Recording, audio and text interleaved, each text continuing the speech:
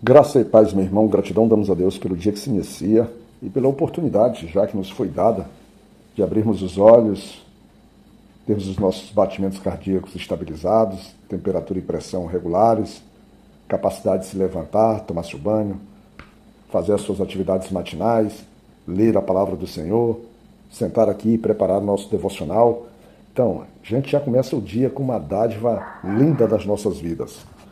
E é justamente nessa gratidão que estamos aqui, para cumprir, não um requisito obrigatório, mas para cumprir por amor esse momento especial, que é falar da palavra de Deus e levar até você que tem interesse, que tem nos acompanhado nessa caminhada cristã.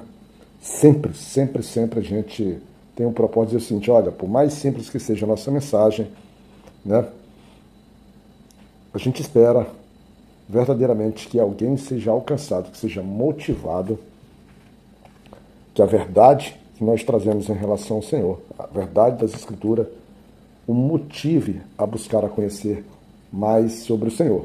Inclusive, o nosso devocional do dia anterior tratava sobre essa questão do aprender, sobre a ausência da continuidade do aprendizado, ou até mesmo o aspecto de quando a gente começa a se envolver em aprendizados que podem te distanciar da verdade verdadeira, da simplicidade, da sabedoria, do temor do Senhor.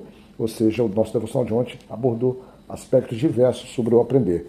E hoje a gente continua nesse propósito aqui, de buscar aprender, de buscar conhecer um pouco mais sobre os mistérios do nosso Deus e os propósitos que Ele tem para as nossas vidas. E é nesse propósito que a gente vai lá no capítulo 20 de Provérbios. Só para lembrar, hoje é 20 de novembro de 2025 e nós transitaremos pelo capítulo 20, iremos lá no versículo 6 de Provérbios, que diz assim: todos dizem que são bons e fiéis, mas tente achar alguém que realmente seja. Antes da gente entrar nesse versículo propriamente dito, eu gostaria de frisar que tem um verso nesse Provérbios, pelo menos na versão que eu estou utilizando, que é a NTLH. Por que eu tenho usado a Bíblia NTLH? Porque eu estou sem a Bíblia ARC, que é a Bíblia que eu mais utilizo, é a Bíblia ARC. E a Bíblia NTLH é uma Bíblia que ela sofre bastante críticas aí pelos especializados, porque ela acaba fazendo uma tradução não literal e uma tradução que às vezes parece distorcer um pouco alguns versículos. Mas ela cumpre um requisito muito bom. Ela te aproxima, ela te cria uma facilidade inicial da Bíblia para que a partir dela você vá comparando ela com outras versões um pouco mais rebuscadas. Então ela também, em vez de servir como instrumento de crítica, ela deveria servir um instrumento de bênção, dizendo assim: olha, essa é uma Bíblia inicial para te dar início a, vamos dizer assim, a um conceito primário sobre o que a Escritura traz, mas é importante que você mergulhe em versões mais aprimoradas, que estejam mais direcionadas ou mais ajustadas ao texto original bíblico. Tá? Mas não tira dela a capacidade de trazer a ideia da mensagem trazida nas outras. Mas, de fato, você não deve se limitar à Bíblia NTLH, como é a que nós estamos utilizando. Então, existe um versículo, que é o versículo 10, e o versículo 10 e o versículo 23, que eles são absolutamente iguais. O versículo ele tem tanta importância, eu acho, que para Salomão, quando ele utilizou, que ele acabou repetindo, tanto no versículo 10 quanto no versículo 23. E se a gente olhar com carinho, talvez a gente encontre ele até em outros provérbios. Esse versículo que ele diz assim: o Senhor Deus detesta quem usa medidas e pesos desonestos, tá bom? Já meditem sobre ele no teu íntimo, vou deixar para que você prepare um devocional você próprio, e se quiser compartilhar comigo, é só me enviar, ou me dizer que eu vou lá e escuto, tá bom? Mas voltando ao tema do nosso devocional, que todos dizem que são bons e fiéis, mas tente achar alguém que realmente seja. Ele vai contrastar a realidade entre o que nós dizemos ou o que nós aparentamos ser, né, com a realidade real, que é a dificuldade da gente encontrar um servo bom e fiel. Alguém que efetivamente esteja ajustado, esteja alinhado dentro dos princípios do que a palavra de Deus nos estabelece. A gente está dentro do Velho Testamento, trazendo os princípios de Salomão, os provérbios de Salomão, lembrando que esses provérbios, ele tem, vamos dizer assim, uma conotação, uma abrangência de uma forma geral, tanto para cristão e não cristão. Mas é claro que a nossa abordagem, ela sempre visa buscar o entendimento cristão, né? Porque a gente sempre parte do princípio que o temor do Senhor é o princípio da sabedoria. Ou a sabedoria é o temor do Senhor, né? O temor do Senhor é o princípio da sabedoria. Então, é importante a gente sempre trazer por esse aspecto.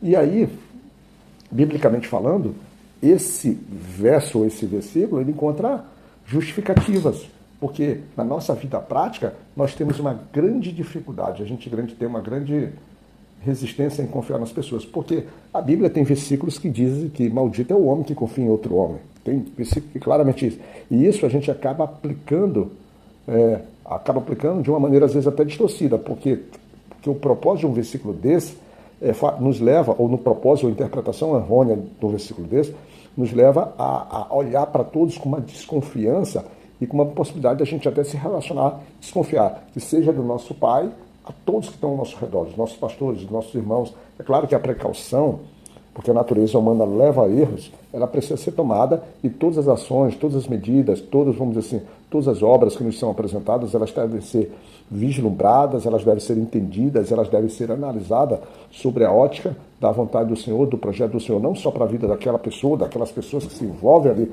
na situação, quanto o propósito para a Igreja de Deus.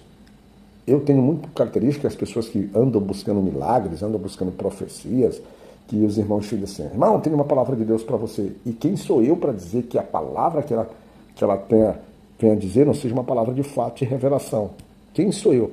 Mas eu tenho sempre muito no meu íntimo que você tem que analisar essas profecias, você tem que analisar esses chamados, você tem que analisar essas revelações de uma forma que, do valor que ela vai impactar na tua vida, mas também qual o benefício, qual o propósito, como ela se preenche, como ela se mistura naquilo que é o propósito para a igreja do Senhor, para o povo de Deus, ou seja, para a geração eleita, para o sacerdócio real. Porque uma revelação ela não pode se limitar a simplesmente dizer assim, olha, Deus mandou te dizer que tu vai ter um filho e tu vai ser muito abençoado. Tá, esse filho você vai ter. Ok, vai te trazer a bênção. Por quê? Porque esse filho vai ser um instrumento valoroso na obra do Senhor, vai anunciar o Evangelho de Deus, vai levar almas a conhecer a Cristo Jesus. Ótimo, é uma revelação que te traz benefícios, mas que cumpre o propósito de ser um profeta, de ser um evangelista, de ser alguém, mais um trabalhador para a seara. Então, eu sempre vejo dentro disso. E um dos pontos que a gente pode desconfiar das pessoas é por aí, ou que a gente tem uma tendência natural. Eu não estou dizendo, eu queria que você entendesse de uma forma muito clara, que as pessoas não trazem revelações para a gente. Elas trazem.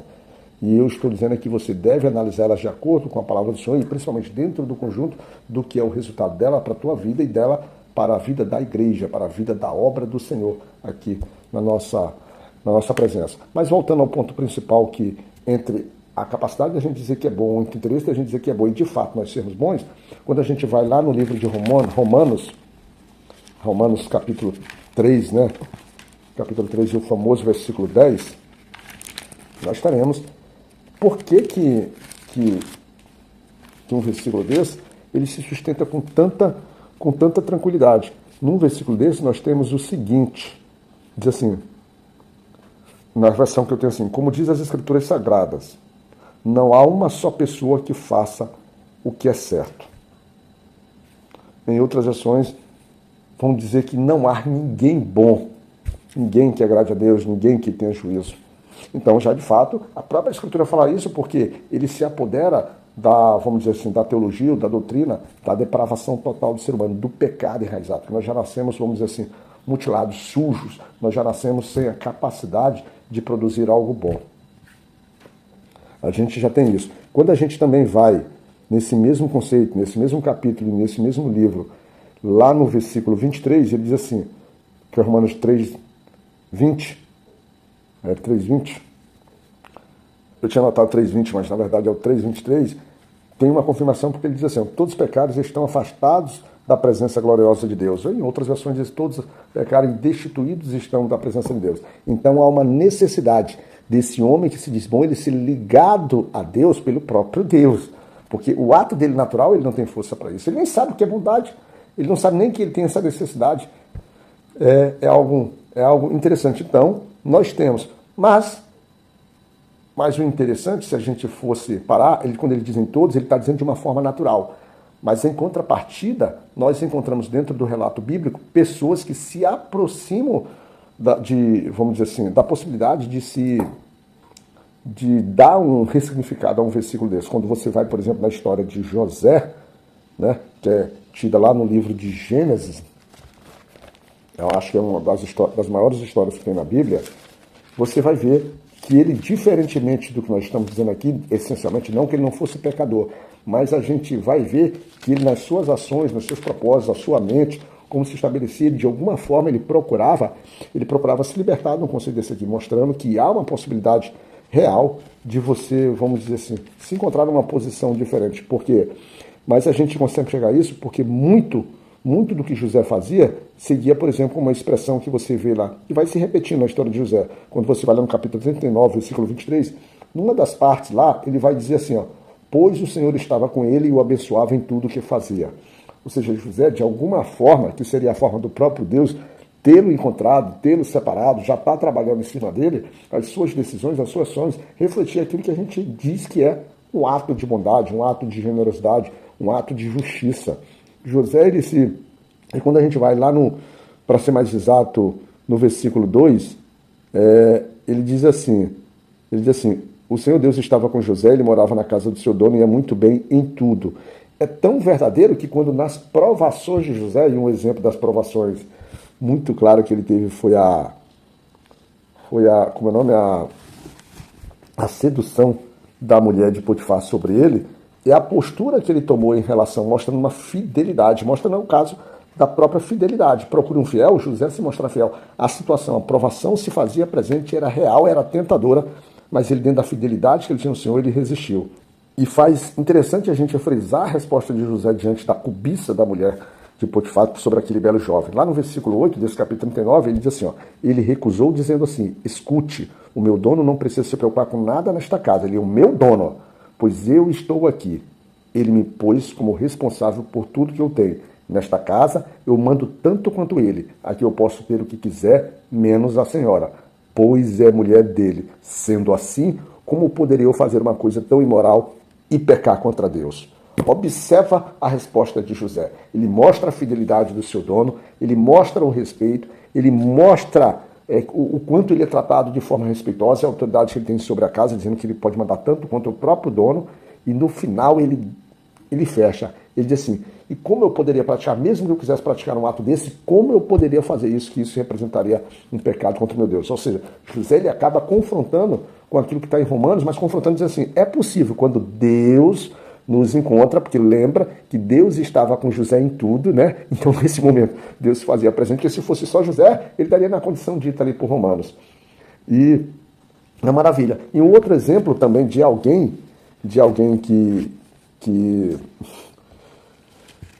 consegue confrontar ou consegue mostrar da possibilidade desse encontro, dessa luta e da maravilha, é o que está escrito, por exemplo, de Jó. E a gente vai usar o capítulo 1, o versículo 1, que diz assim, ó, na terra de Uz morava um homem chamado Jó. Ele era bom e honesto, temia Deus e procurava não fazer nada que fosse errado.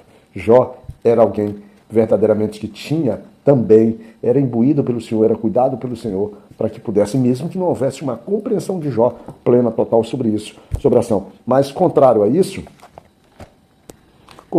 nós temos a realidade que o versículo traz, que todos dizem que são bons, mas essa fidelidade, quando posta à prova, quando de fato for verificada, acaba não sendo confirmada. Quando você vai lá no capítulo 7 de Mateus, né?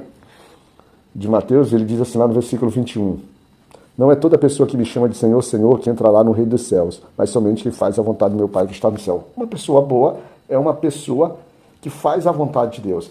E o interessante sobre isso, quando a gente pega aquele jovem, aquela pessoa assim, que chamava Jesus de bom, ele dá uma ressalva dizendo que somente o pai dele era bom. Porque, na verdade, o que Jesus tenta nos dizer aí é dizer assim, que a pessoa, para ser boa, é uma pessoa do próprio pai.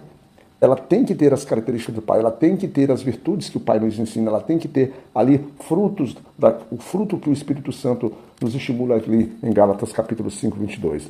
Nós temos essa realidade. São muitas pessoas que se mascaram, são muitas pessoas que criam imagens, são muitas pessoas que até apresentam obras que aos nossos olhos são boas, quer dizer, que seria a possibilidade da gente fazer o julgamento do caráter, porque a Bíblia diz que pelos frutos conhecereis a árvore, ou seja, pelo fruto a gente conhecerá se uma pessoa é boa ou ruim, mas ainda pelos frutos a gente consegue enxergar na vida prática que tem pessoas que usam os propósitos errados. Elas manipulam, coisas que a gente vê muito sobre isso, sobre, por exemplo, nosso mundo político, quando os políticos dão certas determinadas coisas em tese para trazer bem para o povo, mas na verdade é cheio de vícios, cheio de propósitos dissimuladores ou de vontades para preencher a sua, vamos dizer, saciar suas vontades próprias, seus benefícios pessoais ou seus anseios pessoais. E aí a gente pode chegar ao final de tudo isso, a gente observar, meu irmão, é muito complicado, é muito difícil a gente chegar a dizer que uma pessoa é boa, né? Porque como o verso que nós lemos, todos se dizem bons, mas a fidelidade, quando provada, acaba não se justificando. Mas nós trouxemos exemplos, como Jó e como José, que há uma possibilidade dela ser justificada e ela é real e ela é verdadeira. E sabe quando? Quando a gente encontra aquilo que está lá em Tessalonicenses capítulo 5, versículo 24, que ele diz assim, aquele que o chama é fiel e fará isso. Quer ser fiel, meu irmão? Verdadeiramente? Está aí. O fiel é que te encontrar com Cristo.